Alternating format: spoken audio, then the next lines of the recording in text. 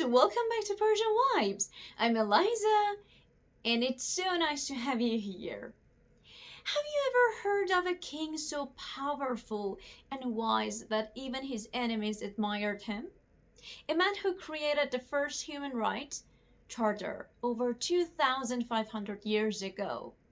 Welcome to the world of Cyrus the Great, or Conoce, the founder of the Persian Empire and one of the most fascinating leaders in world history.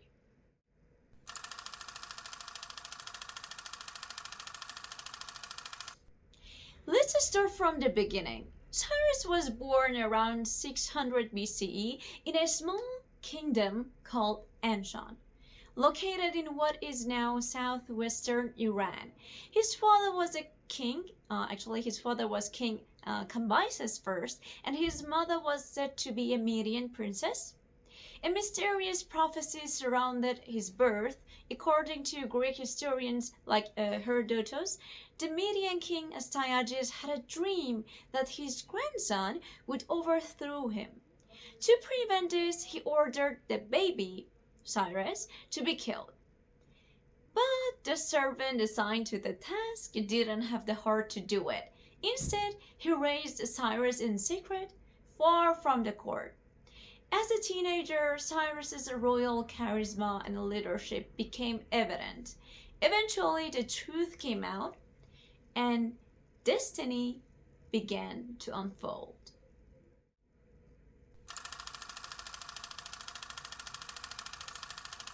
Cyrus wasn't just born to be a king. He was born to change the world. At the time, the Medes ruled much of Iran, but Cyrus led a rebellion against his grandfather, King Astyages, and conquered Media around 550 BCE, uniting the Persians and Medes under one banner. From there, his empire expanded rapidly. Lydia in modern-day Turkey, ruled by the wealthy King Cyrus, fell to Cyrus's clever strategy. Then came Babylon, the jewel of Mesopotamia, in 539 BC. Cyrus entered Babylon not with violence, but as a liberator. This was revolutionary. He allowed religious freedom, respected local customs, and freed the Jewish people who had been exiled by Babylonians.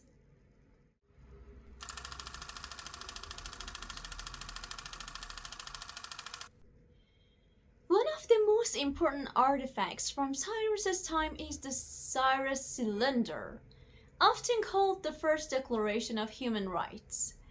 It might be over 2,500 years old, but its message still resonates today. I am Cyrus. I return the sacred temples to the people. I let them live in peace in their own lands. And let's watch this together. The Cyrus cylinder is not just an ancient clay artifact. It is a profound symbol of humanity's early steps toward justice, freedom, and universal human rights. Created over 2,500 years ago, this remarkable object continues to inspire scholars, leaders, and citizens around the world. The cylinder was discovered in 1879 during an excavation in Babylon, in modern-day Iraq, by a team from British Museum. It is a small barrel-shaped piece of baked clay, written in the Akkadian language using Babylonian cuneiform script. Despite its modest size, about 22 centimeters long, the message it carries is enormous in historical and moral weight. It records the declaration of Cyrus the Great, founder of Persian Empire, following his peaceful conquest of Babylon in 539 BCE. The text on the Cyrus cylinder reflects a revolutionary approach to governance for its time. Cyrus speaks of being chosen by Babylonian god Marduk to bring peace and justice to the land. He declares the freedom of religion and worship for all people under his rule. He commends the return of displaced people and exiled communities to their homelands. He promises to restore destroyed temples and respect the traditions of conquered nations. Nowhere does he boast of violence or destruction. Instead, he focuses on rebuilding and restoring. This approach is radically different from most ancient rulers who often emphasized fear, control, and divine authority.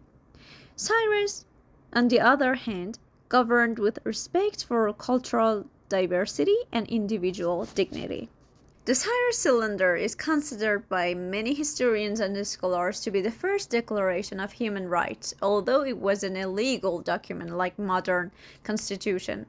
Its content strongly reflects principles of justice, equality, and tolerance.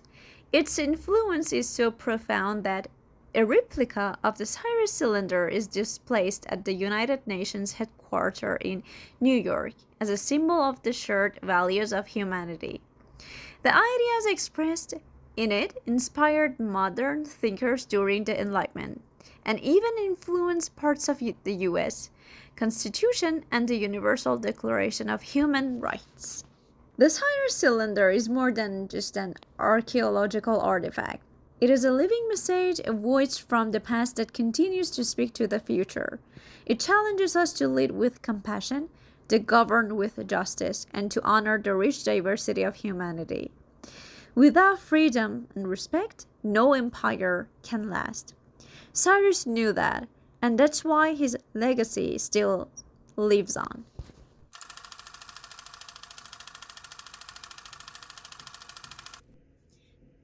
Cyrus wasn't just a military genius, he was a visionary. He built an empire that stretched from the Indus Valley in the east to the Mediterranean Sea in the west, the largest the world had ever seen at that time. He didn't force people to adopt one culture or religion. Instead, he created a model of cultural diversity and tolerance. People in his empire could keep their languages, beliefs, and traditions, as long as they paid taxes and didn't rebel. Even centuries later, leaders like Alexander the Great and Thomas Jefferson admired him.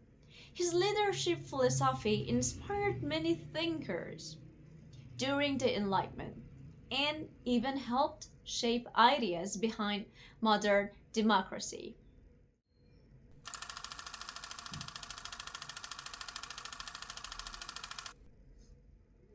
Cyrus died in battle around 530 BCE, possibly while fighting nomadic tribes in Central Asia.